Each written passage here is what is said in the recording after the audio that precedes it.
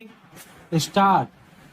किरण रिज्जू की जगह अर्जुन राम मेघवाल का कानून मंत्री बनना न केवल अप्रत्याशित है बल्कि कई प्रश्न खड़े करने वाला भी है।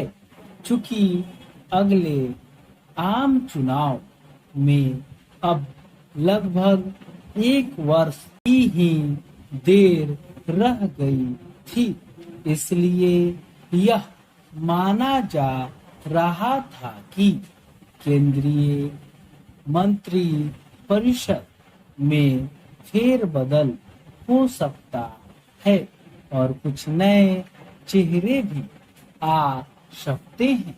इस आशय की चर्चा भी लगातार हो रही थी, लेकिन ऐसा कुछ होने के बजाय अचानक यह समाचार सामने आया कि कानून मंत्री किरण रिज्जू अब पृथ्वी विज्ञान मंत्रालय संभालेंगे और उनके स्थान पर अर्जुन राम मेघवाल कानून मंत्री के दायित्व का निर्वहन करेंगे। किरण रिज्जू को जिस तरह कानून मंत्रालय से हटाया गया, उससे रविशंकर प्रसाद का स्मरण हो रहा है। कानून मंत्रालय से उनकी विदाई भी अप्रत्याशित थी।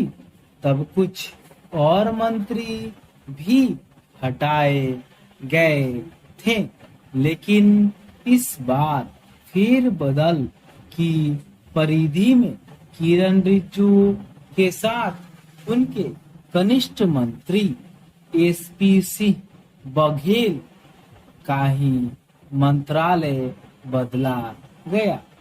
कहना कठिन है कि कानून मंत्रालय से उनकी विदाई मूलतः किन कारणों से हुई, लेकिन इसकी अनदेखी नहीं की जा सकती कि वह एक मुखर कानून मंत्री के रूप में सक्रिय थे। वह न्यायपालिका से जुड़े विभिन्न विषयों के साथ कानूनी मामलों पर लगातार अपनी बात बेबाकी से रखते थे।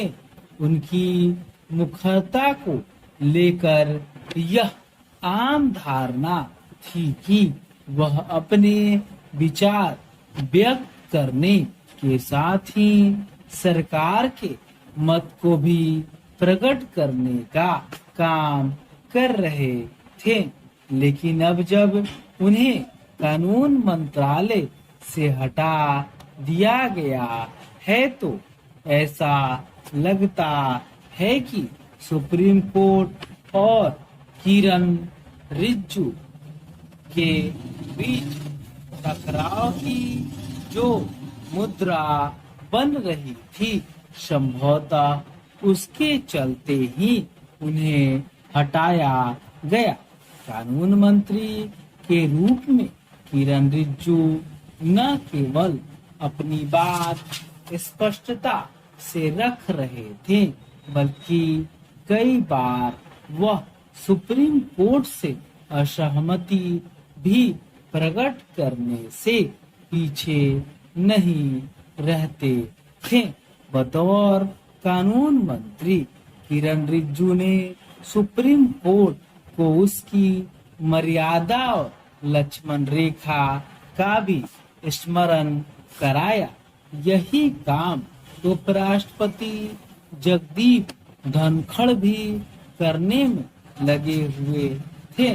उन्होंने तो कहीं अधिक तीखे बयान दिए।